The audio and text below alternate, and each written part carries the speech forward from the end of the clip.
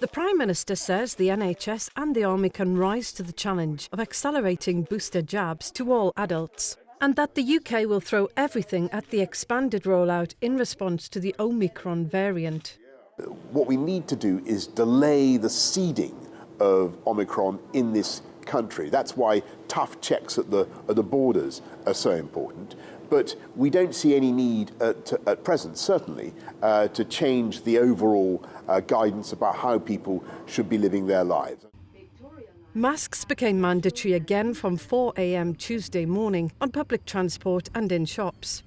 International arrivals to the UK will have to take a PCR test and isolate until they receive a negative result.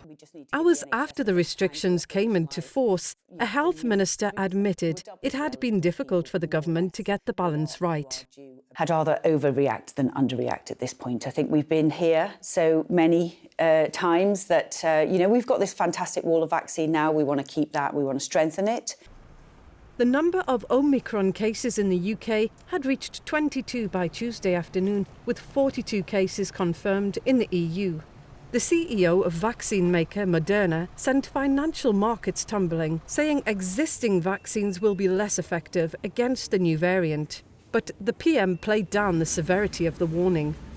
I think what Stéphane Bancel was saying is probably right, but you need to look at what he's not necessarily saying that this will mean that the vaccines are ineffective against serious illness or death.